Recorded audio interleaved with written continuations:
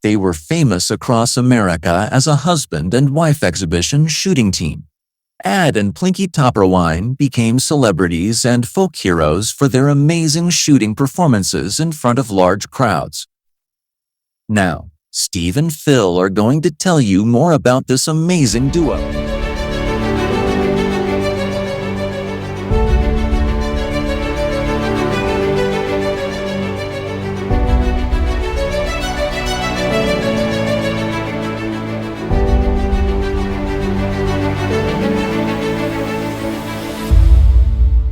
My name is Steve Ellinger, and along with Phil Murray, this is the latest episode of Clay Target Legends.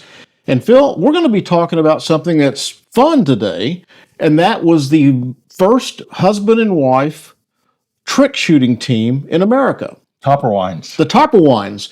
And the thing about this is what was neat is her husband Adolph, okay, he was from San Antonio, Texas. In San Antonio, he met his wife, Elizabeth. Now, Elizabeth had never actually fired a gun before until she met Adolph, or Ad as he became known, and working with Ad, she became a trick shooting expert on her own. And she would love to go out and shoot tin cans, and she would say she plinked them. She would plink them. And so she gained the nickname Plinky Topperwein, and with Ad and Plinky touring the country, they became legendary. Yeah, they were the first husband and wife exhibition shooting team that was out there, and they wowed audiences all over the United States. They traveled all in the world. They did. And not only that, but Winchester picked them up as their leading shooter, and so they both shot professionally for Winchester for all of those years. Yeah, in fact, in 1904, she became the first lady to ever break 100 straight at trap. Mm-hmm. She went on to break over 200 straights, and she also broke about 200 out of 200. So she was one heck of a good gun pointer. Yeah, she was, and so was her husband, Ad. And like you said, they went all over the United States touring for Winchester, probably eclipsed at some point, and when they began to get out of that, the legendary Herb Parsons kind of began to take over for Winchester at that point. But for many years, Ad and Plinky, as they were known, toured all over America as the husband and wife team, and Ad and Plinky Topperwein. They also published a number of books, pamphlets like you see here in front of us. They were absolutely amazing in what they did. And of course, Plinky's shotgun of choice was, of course, a Winchester, specifically the Model 12. Yeah, they were both proficient not only in shotgun but rifle and pistol, and they, all sorts of trick things that they did with audiences that wowed them. It was incredible. Even today in San Antonio, the San Antonio Gun Club. Mm-hmm. They have a big, major little display there of the Topperweins, because the Topperweins had actually shot at the San Antonio. Yeah, and one of the things that Ad Topperwein was famous for was creating the art with a .22. And he would take a piece of tin, and then he would create the famous Indian head or president's head or something, shooting with a .22 to create the profile of that individual. And these were not marked. He just did it from scratch. Yeah, the job that he did on that, it led to later on in the 1900s, a professional shooter by the name of Tom Fry for Remington, mm-hmm. got and did some.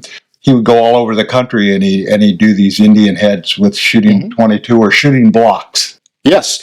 In fact, speaking of blocks, there was a point in, I believe it was 1910, where somebody threw 72,500 2x2-inch square wooden blocks in the air.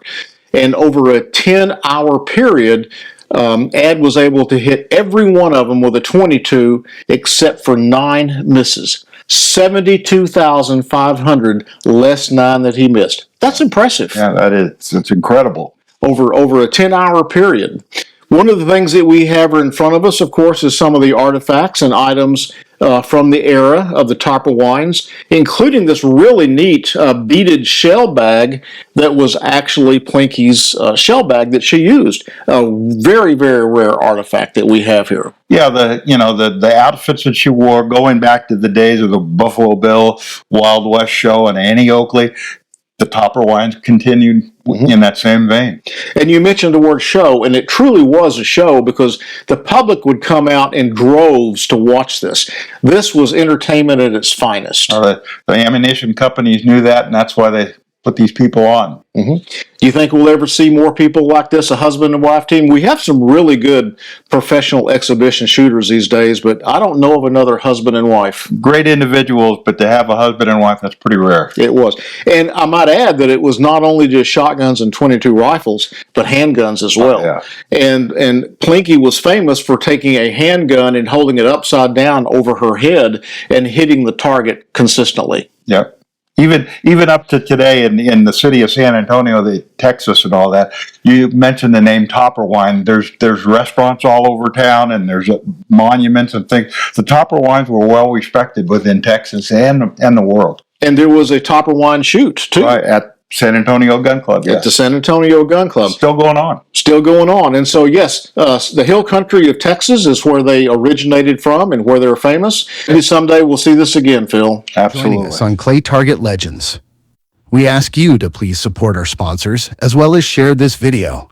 And please like and subscribe so that we can continue bringing you these videos that remind us of our clay shooting history.